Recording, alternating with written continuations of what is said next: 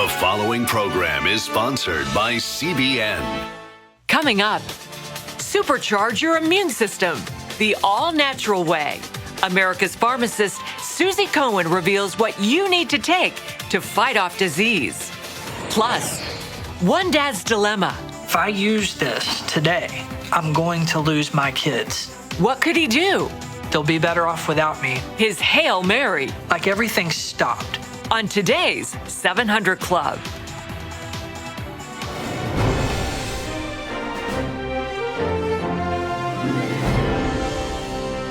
Well, welcome to the 700 Club. We've got a dynamite story about the possible war with China.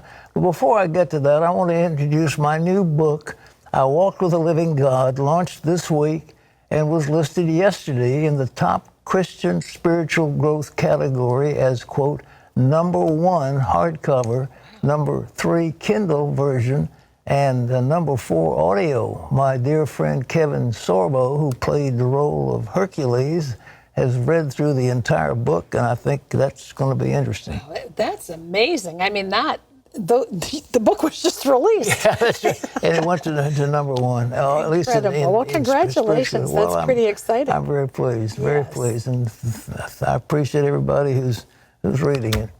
Well, in the news, conflict is escalating between the U.S. and China on several fronts. And now the threat of military action looms. What's the latest flashpoint in this global standoff, and how could it demolish a world economy already reeling from the pandemic? George Thomas reports. For the first time, the U.S. government this week declared China's activities in the South China Sea illegal. On Monday, for the first time, we made our policy on the South China Sea crystal clear. It's not China's maritime empire. Now this 4 million square kilometer shipping lane is turning into a major flashpoint, so much so that Representative Ted Yoho, the top Republican on the House Foreign Affairs Subcommittee for Asia, sees potential military action ahead, telling the Washington Examiner, "I would predict there will be a clash within the next 3 to 6 months. Such a scenario would be devastating for a global economy already reeling from a viral pandemic. Some $3 trillion worth of trade passes through the South China Sea each year. It is incredibly important to U.S. imports and exports, and incredibly important to many of our allies and partners. There are tremendous economic interest in maintaining the freedom of navigation and commerce through that area. China wants to limit that access, claiming it has rights to almost all the South China Sea. China's territorial sovereignty and maritime rights and interests in the South China Sea are based on sufficient historical and jurisprudential evidence and are in line with the relevant international law and practice. Pompeo pushing back, accusing China of breaking international law and urging world leaders to stand up to Beijing's expanding territorial ambitions. If Beijing violates the international law and free nations do nothing, then history shows that the CCP will simply take more territory. That happened in the last administration. America has opposed China's ambitions, including efforts to turn several islands and reefs into military outposts, complete with aircraft, runway, and high-tech capability. This is a good old-fashioned, the biggest kid on the playground, if you will, trying to bully others, to steal their resources, and to push others who might get in their way out, and foremost of that is the United States. Since taking power, China's President Xi Jinping has embarked on a massive military modernization. Bowman says China's military prowess is the greatest threat to U.S. military supremacy, and we could see it play out in these waters.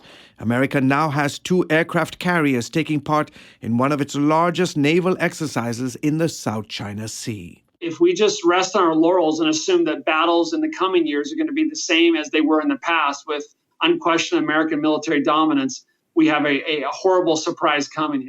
This latest salvo over the South China Sea coming as tensions between our two countries continue to escalate over trade, the coronavirus pandemic, Hong Kong, human rights, and religious freedom issues. George Thomas, CBN News. she is violating the power of God. There was a tremendous move of God among the Chinese people, and I forecast a couple of years ago that China would become the largest Christian nation on the face of the earth. But she has viciously repressed religious minorities. He's tried to re-educate the Muslim Uyghurs.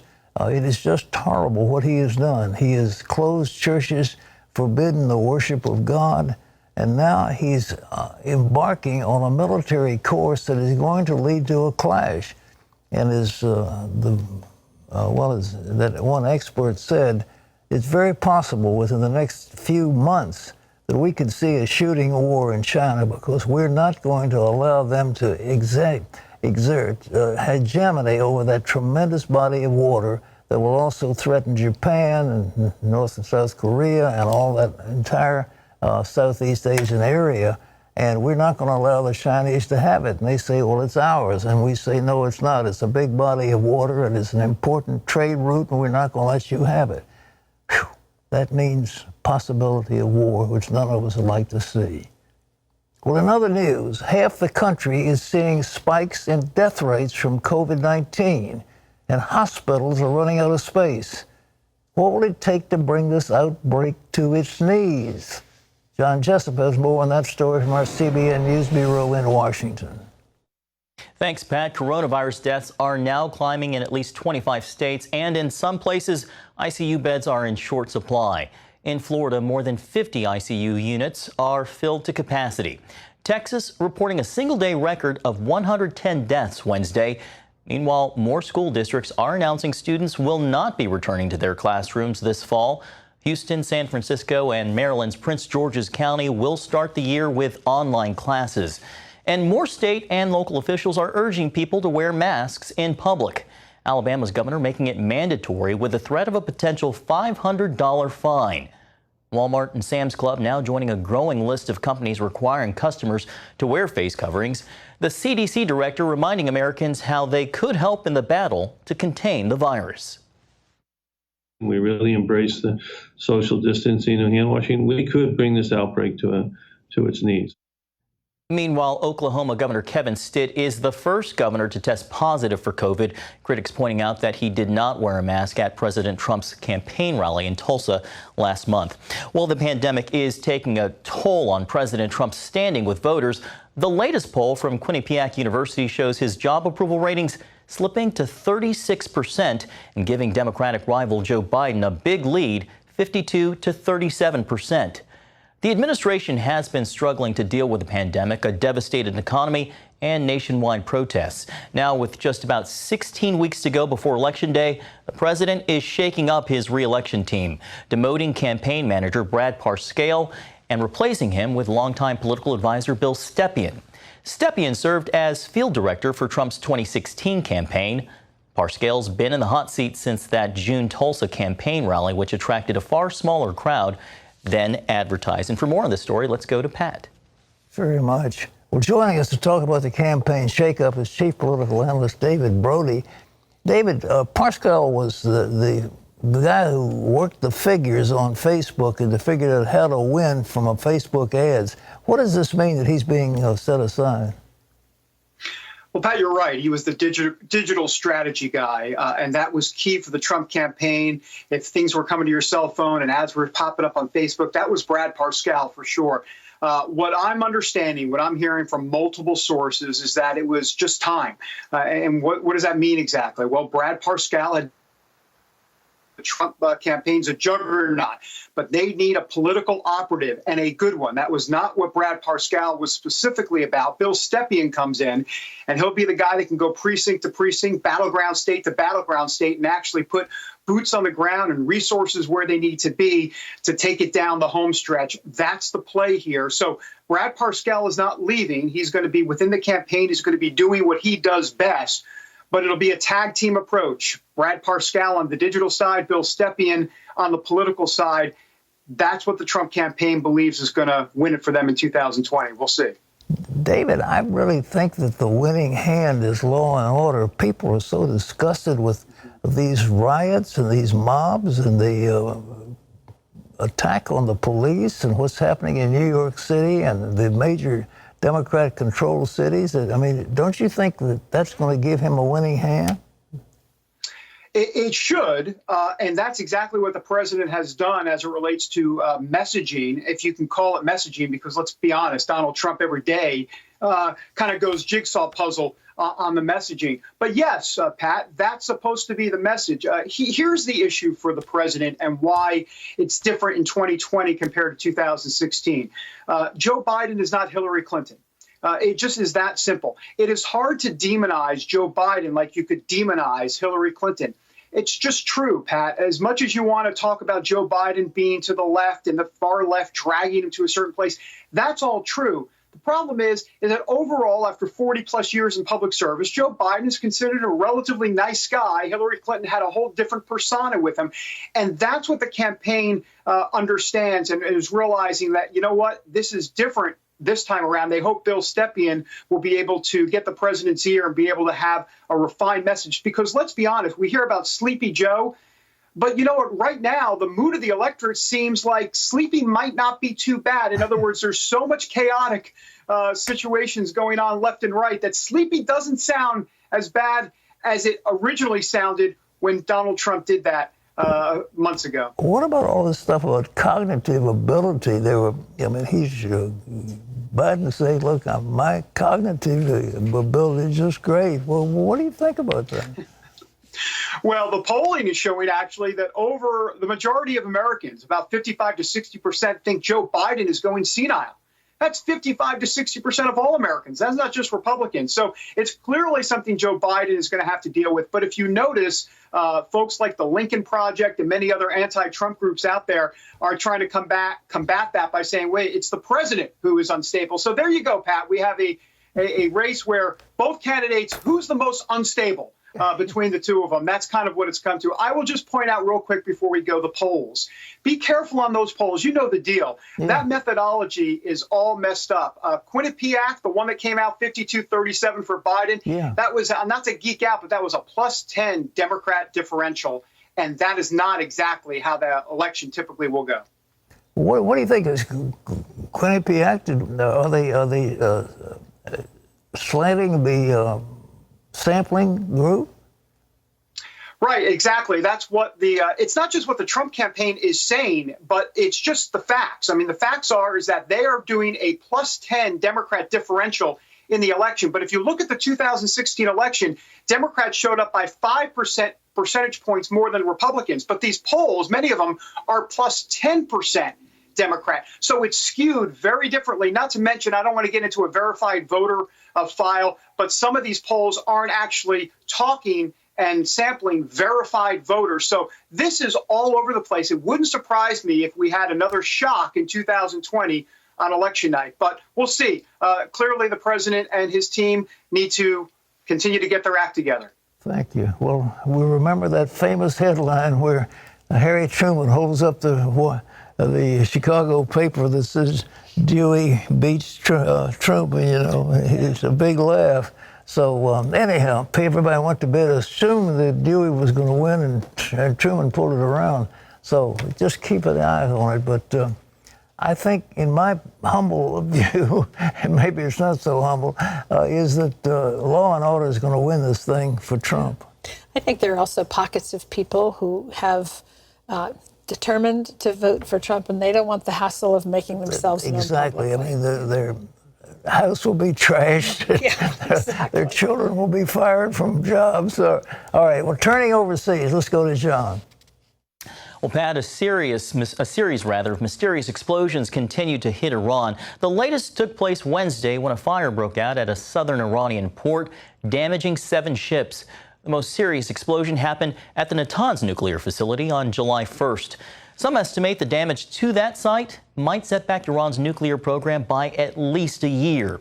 Many suspect Israel or even the United States are behind the string of attacks. It's also possible an internal group inside Iran is behind the sabotage. Well, it is the brightest comet visible in the northern hemisphere in a quarter century. Called Neowise, it's providing a stunning nighttime show. After buzzing around the sun, sweeping within the orbit of Mercury and expanding its tail. Now the comet is streaking by Earth. Its closest approach will be in 2 weeks and visible until the middle of next month. Scientists say the comet is about 3 miles across, and Pat, that is producing some beautiful images. Well, we look forward to it, and I just assumed they didn't hit us, but there's some thought that, that's how come we've got such oceans. That some comet came down with a lot of water that gave it to us. I don't know if that's true or not. Just when you thought it couldn't get more interesting, right? All right. Comet in the sky. That's supposed to be a foretest or something. All right, what? Well, coming up later, how can you slow down the effects of COVID-19 with a little vitamin DMB? America's pharmacist Suzy Cohen explains. But first, he's a Christian Arab and he's the ambassador for the Jewish state to a heavily Muslim nation. Meet Israel's George Deek and see how he's fighting for peace across the Middle East.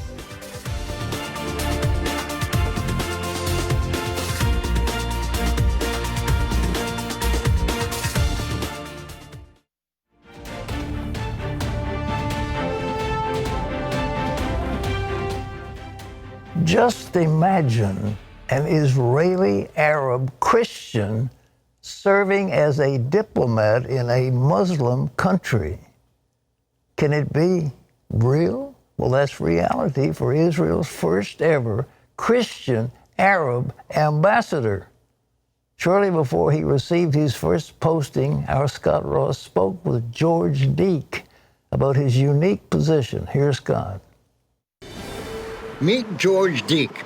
Born in Jaffa, or in Hebrew, Yaffo, Deek is Israel's first Christian Arab ambassador. You can actually see both Jaffa and Tel Aviv here. You know, right. Jaffa is the oldest port city in the world that still exists. Really? It is at least 8,000 years old. And the funny thing is, Tel Aviv is less than 100 years old. And we're called a suburb of Tel Aviv Jaffa. Well, I think it should be Jaffa, Tel Aviv. I mean, they're big in size, but we're big in history. A lawyer by profession, Deek grew up in the Orthodox Christian community in Jaffa. So I love this contrast of the old and new, of modern and ancient, conservative, small town, to this hyper-innovative new city that is revolutionizing the world in many ways.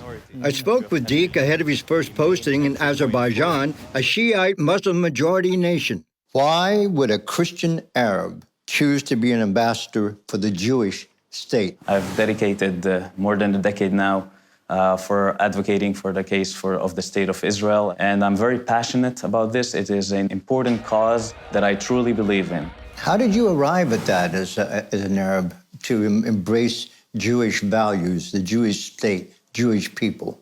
I grew up a block away from where we're sitting right now. And in our building, there were 4 apartments. So on the first floor, it was us, an Arab Christian family. Across from us was an Arab Muslim family. Above them lived a religious Jewish couple. And on the other side, above us, lived a Catholic priest who was originally born Jewish, saved by a monastery during the Holocaust in Poland, became a priest on the one condition that he would be sent to serve as a priest in the land of his forefathers in Israel. That environment, for me, symbolizes the essence of the diversity that makes this country what it is. It is where Jews and Christians and Muslims can live their faith without fear, where Arab doctors treat Jewish patients in hospitals in Tel Aviv, and Jewish doctors treat Arab patients from Syria up north. Deek said supporting a democratic Israel also helps ensure a Christian future in the Middle East. Israel is just as important to me as an Arab, as a Christian, than it is for any Jewish citizen of the country. Because I believe that a Middle East with no room for a Jewish state is a Middle East that has no room for anyone who is different. But your view is in the minority, isn't it? It's not so much a minority view, because people might feel it, but they don't always have the way to articulate it. But at the same time, what I do, representing the state of Israel, is not always warmly received by everyone. Some people like it, and some people don't like it. Several years ago, as Deek was speaking at the University of California, students calling themselves Students for Justice in Palestine interrupted his talk and tried to prevent him from continuing. How do you view the boycott, divestment, and sanctions movement against Israel? You know, Israel has faced many adversaries since its existence. And today we see a new way of trying to put Israel in a crisis. And they're trying to put Israel, this time, in a moral crisis by trying to bring good and well-meaning people into questioning the right of Israel to exist. The reasons change, but the hate stays the same. There's a commandment from the New Testament. Love your enemies. How do you do that? It's not an easy commandment. It's probably the toughest one to handle for me as a Christian. But I'll tell you one thing. In the Middle East, and in Israel in particular, we don't have the luxury of being a pessimist, because only by keeping hope alive, then we can aspire that hope will keep us alive. You know, a lot of people think that our stories, the Jewish story and the Arab story, are irreconcilable, that one comes on the expense of the other, that we cannot live together. I completely disagree. Deek's grandparents fled the fighting in Israel's War of Independence in 1948, yet, against the odds, they returned. And what is it that binds the Jewish story and my family and my community story together? It is the fact that we both endured a great suffering, and yet we chose responsibility, not victimhood. We both went through terrible tragedies, and we chose self-help, not self-pity, life, not death. It is the story of hope. And if they could do it back then, there's no reason we cannot do it today. Are you assured that what you believe is going to secure the future for your children? It is basically a fact that Israel is the only place in the Middle East where people of all faiths can live without fear. It is the only place that shows a model how a country can allow you the possibility to be true to who you are and at the same time be a blessing to others regardless of who they are. But it is a fact that here it is the only place that still we have that light, we have the truth, we have that wisdom. Hopefully when I will have children, they will grow up in this country to be proud of who they are and to help others and to be a blessing to their country and to their fellow citizens, regardless of who those people are. Scott Ross for CBN, Tel Aviv, Yaffo, Israel. What an amazing guy, and what an amazing country. But isn't that what God called Israel to do, to be his ambassadors throughout the whole world? And you know, it's amazing that you've got all the people in the world who say, okay, we're Gentiles, and we set ourselves, the Jews as one separate group, and, you know, the rest of us are called, the Jews call them the Goyim, the nations, and we somehow take that identification and say, I'm a Gentile. Well, why? Well, it's because of the, you know, the Bible says it, that this is a special group. And those of us who love the Lord realize that we are definitely set apart. And Jew or Gentile, we belong to the children of Abraham, and we're all brothers in the Lord if we know him. Terry. Well, still ahead, a dad who had to choose between his drugs and his kids, and he chose the drugs. So how did he get his family back? And then later, it's the underlying cause of serious conditions, including the type that raises mortality in COVID patients. Do you know what it is? And how you can keep it in check? Well, stay tuned. We have some answers.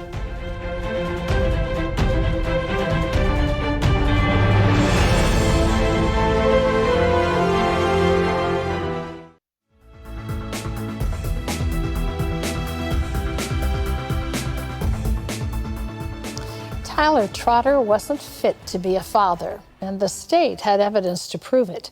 Tyler said that becoming a dad was one of the greatest moments of his life. So when the rubber met the road, why did he choose drugs instead of his children? I remember scoring goals, and I remember I could hear my dad when I would have the ball. He was the loudest voice on the field every game. I felt like, Dad, he's proud of me. Our relationship is good. Everything is great. It was just for that hour and a half. Tyler Trotter was an infant when his parents divorced and his dad took custody. It was a strict household, and Tyler spent his childhood fighting for his dad's acceptance. I remember the first time that I brought home a C on my report card. I got a whipping for that. And that was when I learned that average was not going to be acceptable. If I don't perform above average in pretty much everything, things could get difficult for me with regards to the discipline I would face at home. So Tyler began rebelling and smoking pot. By 14, he left his father's home in a nice Tennessee suburb to stay with his anything-goes mother living in the projects. Soon he was using and selling harder drugs like oxycodone and cocaine. It felt really good. And just feeling good in general was a big deal because I didn't spend a lot of time feeling good.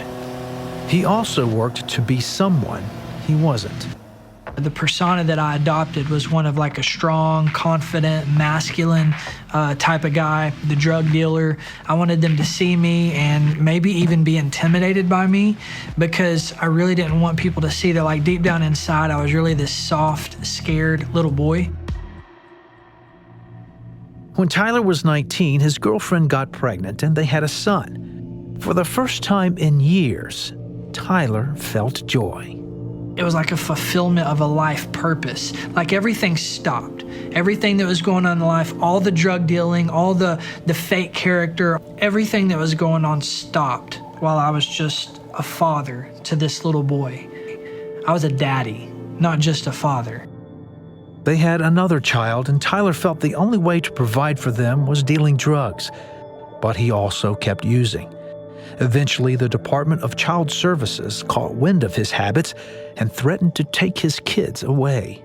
I had a drug test that was coming up, and in order to pass a drug test for opiates, which is what I was using, that's also what I was withdrawing from, you had to be clean of them for 3 days. But I remember on the third day that the withdrawals were so bad, and I remember I had the drugs in my hand, and I was thinking that if I use this today, there's no way that I'm going to pass the drug test. I'm going to lose my kids. Tyler succumbed to his addiction, failed the drug test, and lost his children. And not only did he and his girlfriend break up, his mother kicked him out of the house. At 21, Tyler was a homeless, desperate drug addict. Completely and utterly hopeless. You're not fit to be a father. You're definitely not fit to be a daddy based on evidence. You just need to spend all your time trying to get high because there's no other way you're going to remove yourself from this pain. For the next couple of years, he would crash with friends, sell drugs to stay high, and serve several stints in jail. Then in 2011, Tyler was out on probation when he saw a TV show about longtime inmates that made him finally realize he was headed down a path towards life in prison. I'm literally deciding that I'm not going to be able to be a daddy to these kids. They'll be better off without me. And I knew that I didn't want that. So I just kind of said like this prayer, more like a conversation in my head with a very vague God who I wasn't sure that I believed in. It was basically just a Hail Mary. God help me. Through that prayer, Tyler found the courage to enroll in Narcotics Anonymous. There, he was encouraged to seek a higher power. It was then Tyler called a man whose life God had changed, his father, who had given his life to Jesus Christ. I was still very candid about this has to be real. And Dad said, he is real. So I got on my knees and I closed my eyes and I went down a list of everything that I could think of that I had done wrong, both outwardly and inside. I just told him, I'm sorry that I did these things. And I want a relationship with you. And Jesus, I want you to come into my heart and be the Lord of my life. Through his new commitment to Christ, Tyler not only conquered his addictions for good, but began to see himself as a cherished child of God. I no longer have to tell people I am an addict because the book that I'm reading now tells me that I'm literally a new creation. My spirit has been made brand new. A few things have changed since then. Tyler now owns a barbershop where you can book an appointment for a cut and a prayer. He also reconciled with his parents. And in addition to marrying his wife Lori, Tyler regained custody of his children. Most of all, he knows that through Jesus Christ, he is good enough. I have that freedom. I have a Heavenly Father that says, there's nothing that you have done that makes me love you any less. And it was real. You know, sin is kind of an old-fashioned word in our culture today. We don't use it very often. If we're involved in it, we don't like to look at it that way. But sin will take us as far away from God as we can possibly get. And yet, the creator of the universe waits for you and for me to have even that vague prayer moment that Tyler had. God, help me, help me. You see, our God wants to be known. It's not like he's up there looking down at us and our misery and our suffering and the poor choices that we're making, saying, gee, I hope they work their way out of this. No, he wants to be what he's become to Tyler. He wants to know you. He wants to be in your life, in your heart. He wants you to be aware of his presence. He wants to set you free from sin. And I can't think of a better way to explain that than what Tyler did. You know, he got to the place where he became very vulnerable, very intentional in his prayer to God, saying, I know I'm a sinner. And then listing everything he could think of that he had done. He knew in his heart. You know what you know in your heart too? You know the things that you're doing, the choices that you're making, the poor relationships, the broken relationships, the trail of bodies behind you because of your sin, because of the choices against the will of God that you've made in your own life. And only you can change that. But it can start with as little as Tyler's vague prayer. God, show yourself to me, reveal yourself to me. I need you. I am a sinner. I confess that. I'm in need of a Savior. And Jesus, I'm asking you today to forgive my sin. I'm asking you for the kind of new beginning that you gave Tyler. I want to start over, and I want to do it with you this time. Listen, God is there just waiting for you to come to him. He says, I stand at the door and knock. If anyone opens the door and invites me in, I will come in and have fellowship with him and he with me. That door is your heart. Will you open it to God today? You can have the same fresh beginning that Tyler had. So just ask him. Just ask him to come into your life and to reveal himself to you. If you have a specific need in your life or a specific issue that's holding you back and you'd like to pray with someone, you can call our toll-free number. You don't even have to give us your name. Just say, I'd like to pray with someone today. Our number's 1-800-700-7000. So call now. Pat? Thanks, Terry. Well, still ahead, protect yourself from the inside out. Suzy Cohen shares how you can optimize your immune system and give yourself a fighting chance against disease. You don't want to miss this.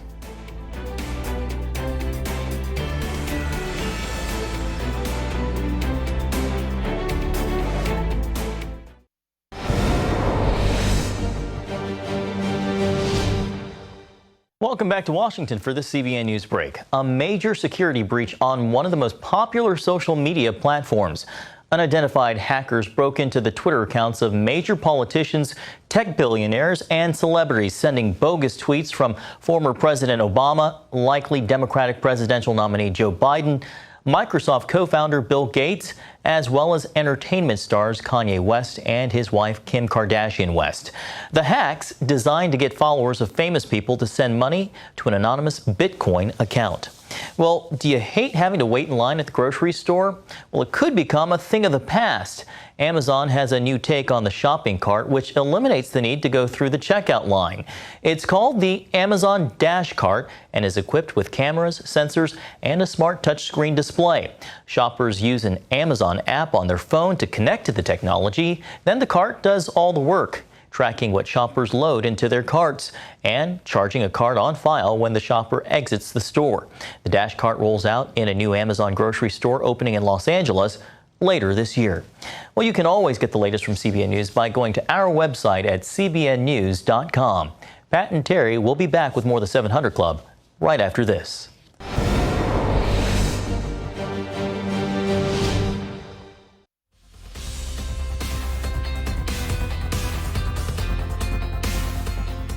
Well, if you've been watching this program for a long time, you've heard a lot about so-called inflammation. It's the human body's response when faced with something it can't process. And it's the root cause of heart disease, cancer, memory loss, and much more. Well, here's the good news. Inflammation can be stopped, and according to America's Pharmacist, it can be done without drugs. Suzy Cohen is known as America's Pharmacist. She has spent years educating people about the benefits of natural vitamins, herbs, and minerals. During this pandemic, she says it's important to protect your body from inflammation, which can affect your eyes and your GI tract. To keep you healthy this fall, Suzy will show you how to improve your eyesight with natural remedies, as well as strengthen your immune function in preparation for the cold and flu season. Hey, Suzy, welcome back to the 700 Club. It's so good to see you again. Thank you, Pat. It's wonderful to be with you. Well, what are these cytokines you've been talking about? How do they affect our eyesight? So cytokines is just the term for inflammatory compounds. And a lot of people actually know what they are because we've been hearing a lot about them with COVID and also with the flu and other disorders. When the body is out of balance and it's sick, the body's natural response is to fight back, and it creates these inflammatory compounds. They're not necessarily bad unless they're in excess. So I just want to make sure that everyone understands we need them. They have a healing purpose, but in excess, they run amok and they take over our bodies. And at the end of the day, it could be the difference between life and death in some people. So controlling cytokines or inflammatory chemicals is key to regaining our health, our optimal health from head to toe. Now, as it pertains to the human eye, it's a very delicate tissue, and we actually have a graphic. I could talk about the eye for just a moment, give our viewers some background. We have the pupil in the middle, which serves as the window.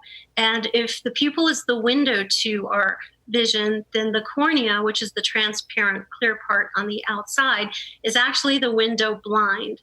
And that controls the amount of light that's going into the pupil. And then all of that information gets transferred via electrical signals to the back of the eye, which is a very important part. It's called the retina. And we hear about the retina sometimes with people with diabetes. And then right in the center of the retina is the macula. So the macula is very important in terms of it, having the most important part of you hear about macular degeneration. When that starts to, happen, then people lose their sight. And there's so many things that can go wrong, even with cranial nerve number 2, which is the optic nerve. And the optic nerve is what transfers what you see with your eyes to the brain so that you can form the vision. So with all of that aside, I'm just basically trying to say that when you have inflammation in the body and it attacks the eyes or the optic nerve or any part of the eye anatomy that I've described, you lose clarity, you lose focus, you have difficulty with night vision, experience tearing up and watering, and sometimes that's just from eye fatigue and eye strain from staring at a device all day. So there's many, many things that can go wrong. So protecting the eye from the outside is easy to do, right? We use eye packs, we use eyeglasses. That fixes it pretty quickly for most people. But nobody really stops to think about the inside of the eye, which is where nutrition comes into play. Well, you've been talking about vitamin DMB. What's that? Oh, vitamin DMB. So that's not an actual vitamin per se. It's a mnemonic for 3 different nutrients. So vitamin D3, magnesium, and B for B12. And this was information that Singapore research conducted. And what they found was that with all their participants, there were 43 in all, that those who took that trio, that trifecta, natural trifecta as I call it, actually did a lot better in terms of the severity of their COVID symptoms.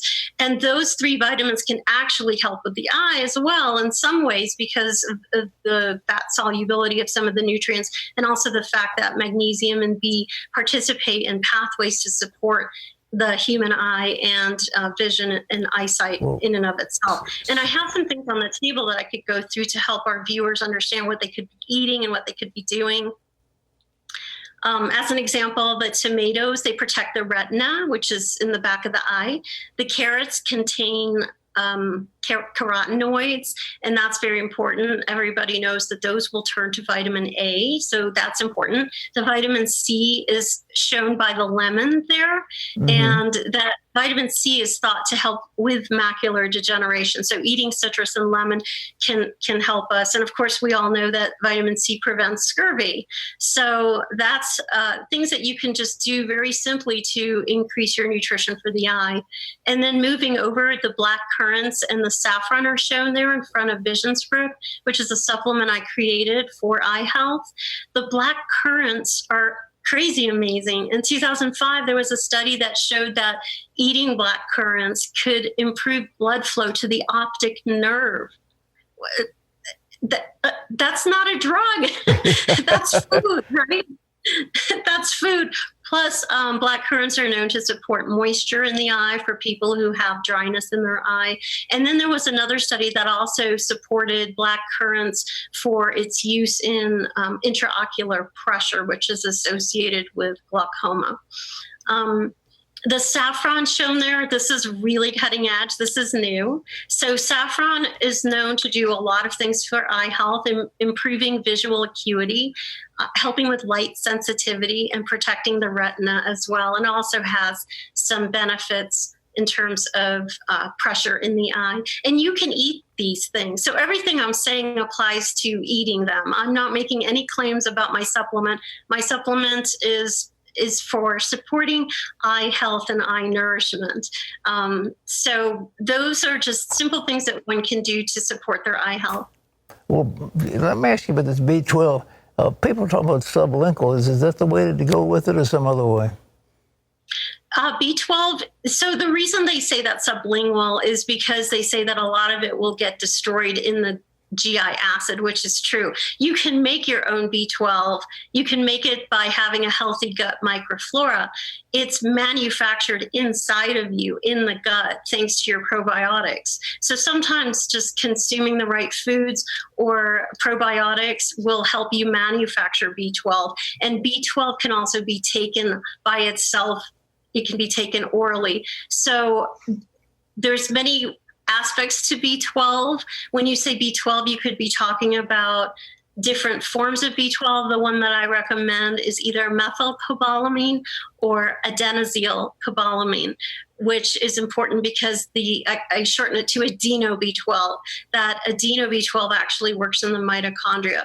But the two together would be great in a B complex formula along with other Bs. B is just one member of the family. When you say B vitamins, it's like all the sisters and brothers are all together, and B12 is just one of the sisters. Okay. Well, let's see. What about this corona problem that is facing us now? We've talked about the gut flora being so very important. What are some of the things that will kill the gut flora? Some of the things that kill the gut flora include fast foods that are just laden with all kinds of chemicals and anything artificial, in my opinion. There's a lot of debate on that, because you have healthy people that don't eat well. But by and large, things that raise inflammation basically kill the gut flora. Remember, your immune system lies in your gut, in your GI tract. That's where most of your immune cells lie. And we actually have a graphic. I can speak to that for a moment so that we have a little better understanding of some of the cells that do the fighting for us. So this is our military. This is what keeps law and order in the body. And at the top, eosinophils are just honorable mention. Those are helpful with allergies. But then you see at the bottom row is huge when it comes to COVID. You have the T helper cells, also known as CD4 cells. These sort of create and get the T cells kicked into gear. And the T cells, they're cytotoxic. They'll kill things that don't belong there. But they also have another function. They activate B cells, and the B cells create antibodies, and that's what we need to recognize an invader when we encounter it again. And then we have the natural killer cells. Those are my favorite because what do? They kill. They go after the bad guys. They also go after tumors, and essentially they help control the spread of tumors, and they help control the spread of disease and viruses and bacteria. And then at the end, the macrophages, think of those like the Pac-Man, if you will. They engulf viruses and bacteria that they encounter. So all of those cells are, that's basically a very quick, 101 of our immune system. And when that's not working, or when some of those cells are out of balance or diminished, then we become more susceptible to COVID. And you see this in people with comorbid conditions such as diabetes and heart disease and obesity. Their cells are out of balance, and there's ways that we can naturally support that by reducing inflammation and also eating right and also taking supplements. I'm a pharmacist for 30 years. I know it sounds weird to hear it, but I'm not all about the next best drug. We need them sometimes, but we can also use what God put on our earth. We have what we need here sometimes. Well, Suzy, are you saying that God has given human beings the ability to withstand these coronaviruses and other viruses come if we'll look after those little fellows in our guts, that they will do the job for us if we treat them right? Well, I don't want to paint a wide paintbrush.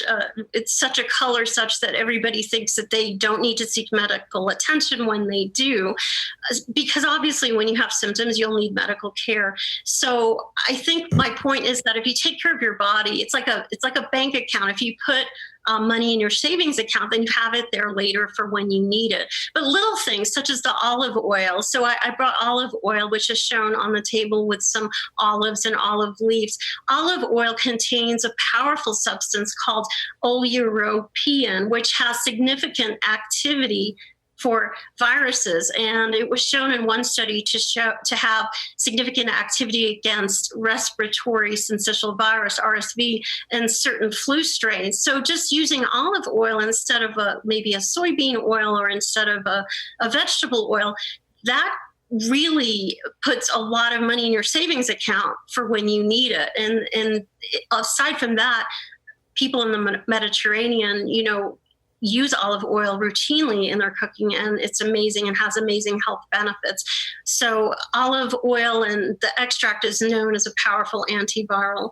And then I also have on the table a supplement that I created called Immune Script, which, as you can see there's a picture of there's actually a flower there. That flower is Andrographis. And Andrographis, it's not very popular here. It's more native to India and Asia. But this flower has traditionally been used over time for GI problems and dyspepsia, even leprosy and upper respiratory health. Not my supplement, the flower, Andrographis paniculata. So it's well known and traditionally used for many conditions in the lung or the throat. And I think at this time it could be particularly helpful in supporting upper respiratory health and immune function. There's one more ingredient in Immune Script that I don't have on the table, but it's called skullcap. And skullcap is kind of like a nightcap for your brain, a nightcap for your skull, maybe one reason they call it that.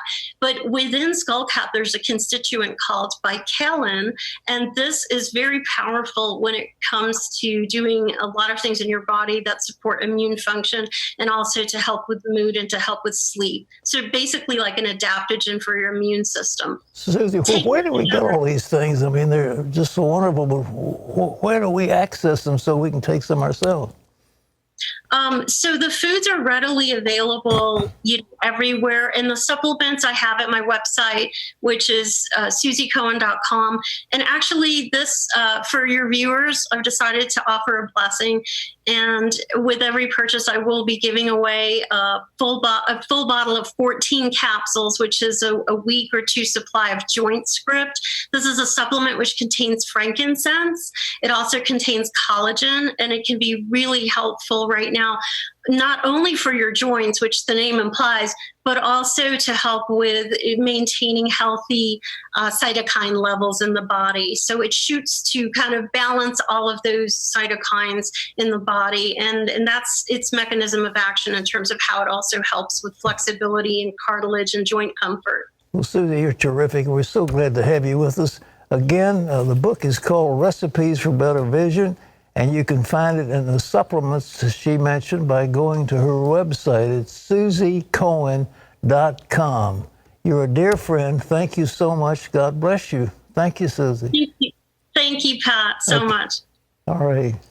Wow, lots of great information there. She's loaded with them. She's COVID-19 scenario. America's pharmacist. All right, Yes. what do you got next? I think we have time for a couple questions. All right, You real wanna quick. Do that? Kimberly writes and says, why do some people get healed and others do not? I remember Catherine Kuhlman saying she's going to ask God that question as soon as she gets to be with him. I'm not sure. There's so many things, folks. You know, Jesus asked the man, do you want to be healed? Do you want to be healed? I mean, do you want to? I mean, many people, like their illnesses. So you've got to make up your mind you want to be healed. Do you want to stand up and receive what God has for you? One last question. This is Dee, who says Great Britain had slavery at one time like the U.S. Why does it seem they don't have as many racial problems as we do? Well, they didn't have thousands and thousands of slaves. The British, they imported slaves from England into other countries, but they didn't bring them to the British Isles. They had a few slaves, but nothing like what we've had. We had a huge number of slaves working the plantations in America, and they in turn had babies, and they grew. So that's why you have so many more African Americans living in America, because they were brought in slavery, and that's one of the curses that we've had to live with, is to give those people freed and give them dignity, and we still haven't gotten there yet totally. We leave you these words from the Psalms. I know the Lord is always with me. I will not be shaken, for he is right beside me. Bye-bye.